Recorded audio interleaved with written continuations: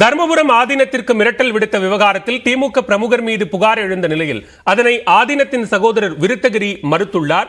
இது தொடர்பான கூடுதல் விவரங்களோடு இணைகிறார் செய்தியாளர் கிருஷ்ணா.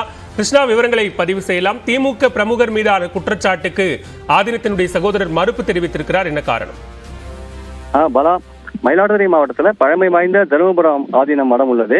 400 ஆண்டுகள் பழமை வாய்ந்த இந்த மடத்துல இப்போதைக்கு 27வது குருமகா சன்னிதானமாக ஸ்ரீ மாசலாமணி தேசிக ஞான சம்பந்த பரமாச்சாரிய சுவாமிகள் என்பவர் அருளாட்சி செய்து வருகிறார். இந்த நிலையில கடந்த 25ஆம் தேதி தருமபுரம் ஆதீனத்தின் சகோதரரும் தருமபுரம் ஆதீனத்துக்கு சொந்தமான திருக்கடையூர் அமிர்தகடேஸ்வரர் கோயில் நிர்வாகியுமான விருத்தகிரி என்பவர் மயிலாடுதுறை காவல் கண்காணிப்பாளர்கிட்ட ஒரு புகார் மனு அளிச்சிருந்தாரு.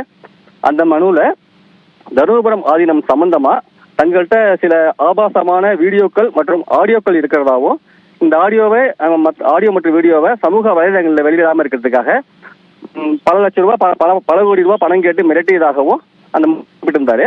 அந்த மனுவில் மொத்தம் 9 பேர் குறிப்பிட்டப்பட்டிருந்த நிலையில பாஜக மாவட்ட தலைவர் அகோரம் மற்றும் திருக்கடையூரை சேர்ந்த திமுக பிரமுகர், அப்புறம் செம்மனார் கோயிலை சேர்ந்த தொழிலதிபர் உள்ளிட்ட 9 பேர் மீது போலீசார் வழக்கு பதிவு பண்ணியிருந்தாங்க. இந்நிலையில நேற்று இரவு அந்த செம்மனார் கோயிலை சேர்ந்த தொழிலதிபர், குடியரசு உள்ளிட்ட 4 பேரை மயிலாடுதுறை போலீசார் கைது செய்து மயிலாடுதுறை கிளை சிறையில் அடைச்சிருக்காங்க. இந்நிலையில மற்ற நபர்களை போலீசார் தேடிட்டு இருக்கிற நிலையில இன்று அந்த விருதகிரி மயிலாடுதுறை மாவட்ட காவல் கண்காணிப்பாளர் அலுவலகத்துக்கு ஒரு கடிதம் அனுப்பியிருக்காரு.